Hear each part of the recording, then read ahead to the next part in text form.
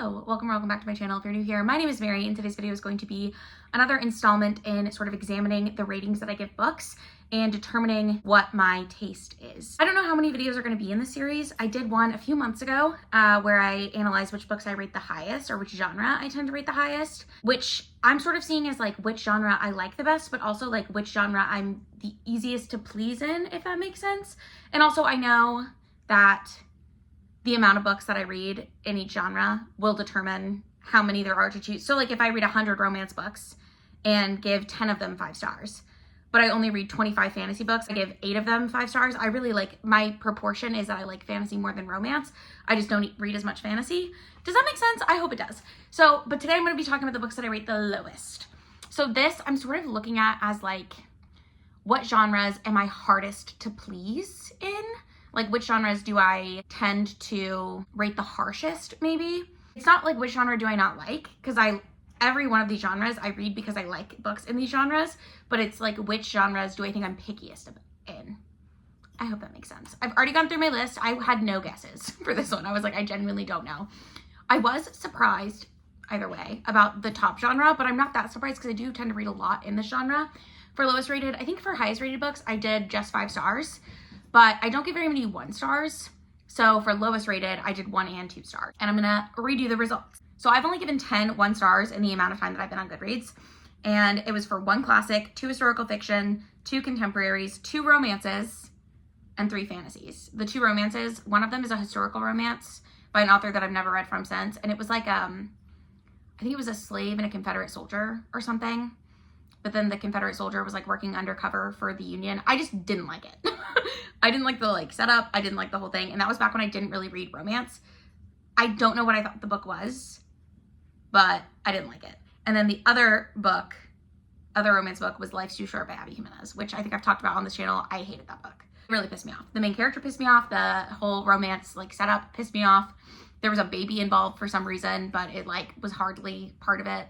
I don't know. I didn't like that book. Anyways, those are 1 stars. I have given a lot more 2 stars, so keep those totals in mind. I totaled up the number of books that I gave 1 or 2 stars, and my top category, are you ready? It's tied for romance and mystery thrillers. I've given like 11 romance books 1 or 2 stars, and I put romance first because I've given 2 1 stars and 9 2 stars, whereas mystery thrillers, I've given 11 books 2 stars. And I think that's really interesting. I did not think romance was going to be the top category because like generally I tend to feel like even if I don't love a romance, I'm like, oh, that was fine. Like I read it. It doesn't like check all my boxes. It's not like swoon worthy for me, but I typically enjoy them. At least that's what I thought. But apparently there have been 11 that I actively disliked, which is what 2 stars is for me. It's like me actively disliking a book. So I was very surprised by that. I did not expect that to be the case. I will say some of the romances are some of the books, what is it? What is that series? Black Dagger Brotherhood. I've given several of those books 2 stars, and that's why I stopped reading it because I just didn't care for them anymore. And so those were a few of them, but I was just surprised. I didn't think that I'd given that many romances that low of ratings. Mystery thrillers also surprised me a little bit, but as I was looking through the ones that I didn't like, I was like, yeah, I didn't like any of those books. For me, there are certain twists in mystery thrillers. If the twist ruins the book, and I'm not going to tell you what the twist would be, but like I've read several books where I'm like, that's the stupidest twist I've ever read. That will immediately make me dislike the book, pretty much. Sometimes if I was really liking the book, it'll only knock it to 3 stars, but like one of my most memorable disappointments in mystery thrillers was The Maidens by Alex Michaelides. The killer I thought was like so stupid. It just made me so mad. That's it's kind of pitched as dark academia. I don't really think it is because it's not focused on this. It just has a school setting. It's set at Cambridge, I think, I believe.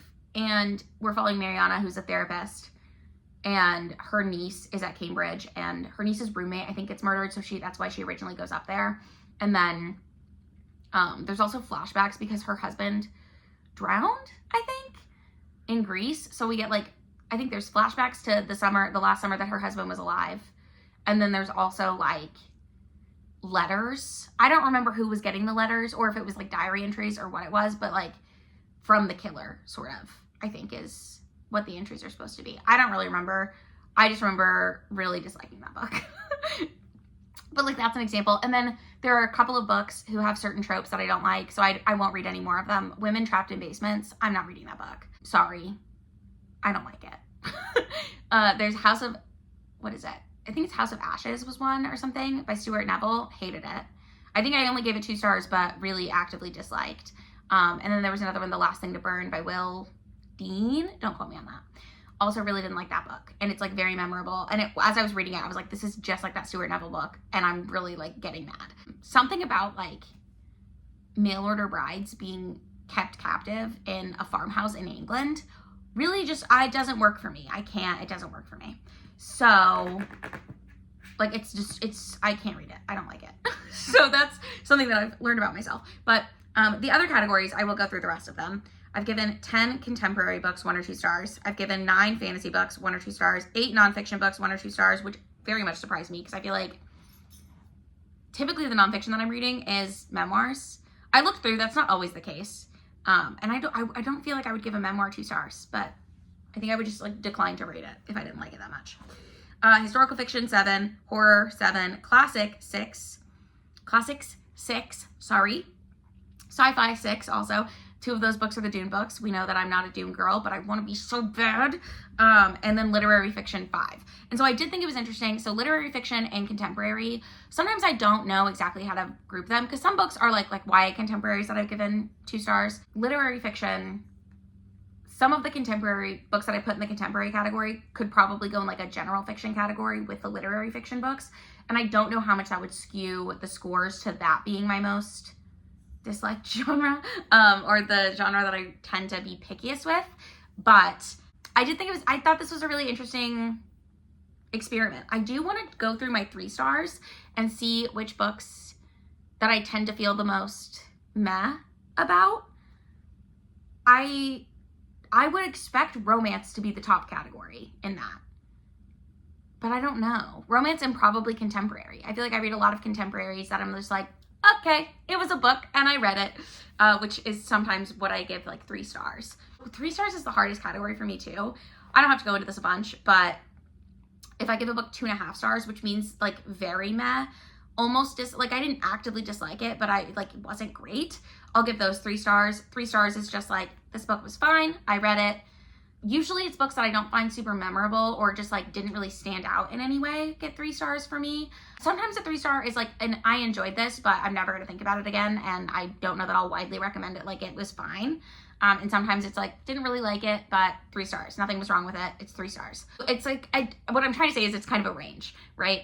And then books that I give like 3.5 stars are books that I like didn't love, but I like more or less enjoyed my time reading them, but they're not really standouts. I do tend to round those up to 4 stars, and I'm wondering if I should stop doing that. What would really solve this problem is if I switch to Storygraph, which allows you to do half stars.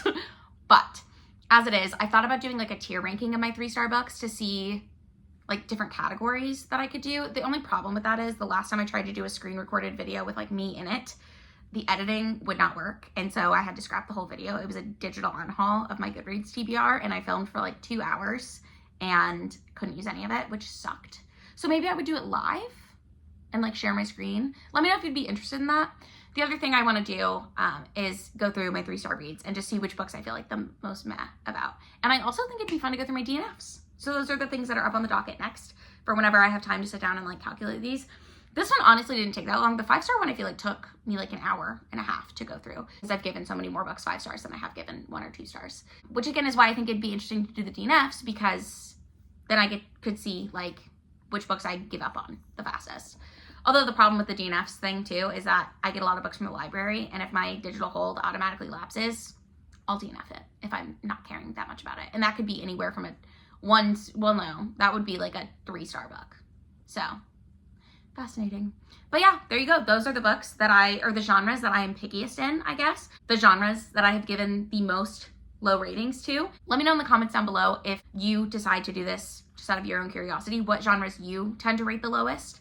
And if it's like genres you don't like read anymore because you rate so many so low, or if it's like me where you like those genres, but there are certain things that really turn you off from a book. But yeah, thank you so much for watching this video. If you enjoyed it, give it a thumbs up. If you would like to subscribe to my channel to see more content from me, I do try to post 2 videos every week, and I will see you in the next one. Bye! Once again, what is this wave? Okay, bye.